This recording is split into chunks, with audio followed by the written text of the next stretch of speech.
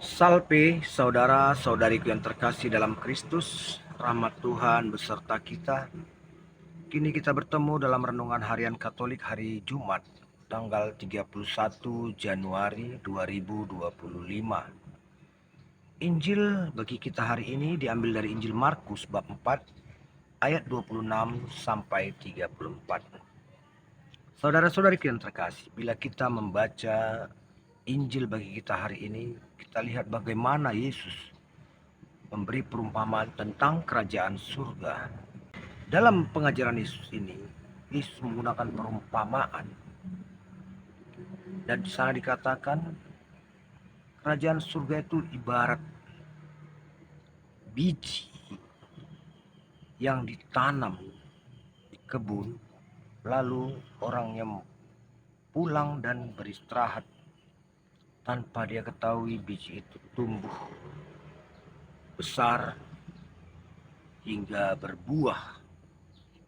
Ini adalah gambaran bagaimana sabda Allah itu punya kekuatan yang tidak bisa kita pahami. Ia punya kekuatan untuk tumbuh dan berkembang. Dan kerajaan Allah adalah tempat tumbuhnya segala kebaikan dan kebenaran. Dan dalam Injil hari ini juga digambarkan dalam perumpamaan biji sesawi. Suatu biji yang sangat kecil, yang bila jatuh mungkin kita tidak dapat melihatnya. Namun saat ia tumbuh dan ia mengeluarkan cabang-cabangnya, ia menjadi pohon yang rindang, di mana di dahan-dahannya burung-burung dapat bernaung. Suatu hal yang mengubah bagaimana biji yang begitu kecil akhirnya dapat menjadi tempat burung-burung hinggap dan bernaung di sana. Ini mengajarkan kepada kita bahwa sabda Allah yang tumbuh dan kita hidupi akan memberi dampak yang baik, dampak kepada lingkungan sekitar kita. Bila sabda Allah itu kita terima dan kita hidupi, kita pun akan menjadi kesukaan. Bagaimana orang-orang di sekitar kita dapat merasakan dampak dari sabda Allah itu. Dan disitulah kebaikan-kebaikan itu akan memancar, karena kita telah dijiwai oleh sabda Allah. Nah, yang unik dari Injil hari ini adalah pada ayat yang terakhir. Bagaimana dikatakan kepada orang-orang, kerajaan surga itu akan diberikan dalam bentuk perumpamaan. Tapi kepada para murid, Yesus menjelaskan artinya, maknanya dengan gamblang.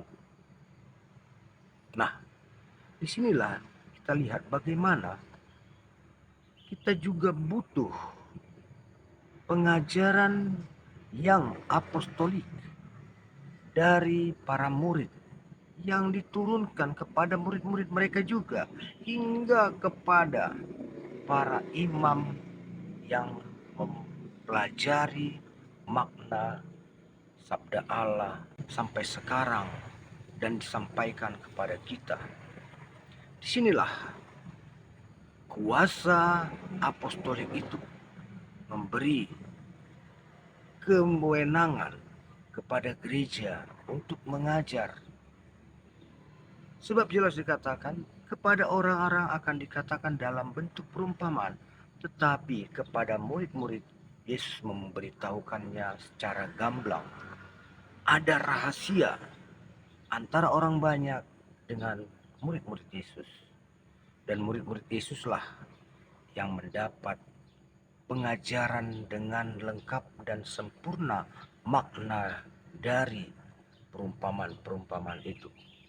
Disinilah kita sebagai umat Katolik patut berbangga, sebab sampai sekarang kita tidak mentafsir kitab suci itu sabda Allah itu dengan pemikiran kita masing-masing. Kita punya magisterium, kita punya kuasa otoritas gereja yang dapat kita teladani. Bagaimana gereja mengajarkan makna dari sabda Allah itu. Hingga sabda Allah ini akan membawa kita kepada suatu kebenaran. Kita tidak lagi salah memaknai pesan Allah. Sebab pesan-pesan yang disampaikan dalam bentuk perumpamaan tidak dapat ditafsirkan oleh masing-masing kepala dengan makna yang sama. Tapi bila gereja yang menerjemahkannya dan menyuguhkannya dalam bentuk yang sudah jadi kepada kita, maka kita pun semua akan satu arah sesuai dengan ajaran gereja. Nah, saudara-saudaraku yang terkasih, di sini kita diajarkan agar kita jangan sembarang memaknai pesan kitab suci, tapi mari kita lihat apa yang disampaikan sabda Allah itu dan apa yang diterangkan oleh gereja, arti makna dari sabda Allah itu yang akan menuntun kita kepada satu jalan kebenaran.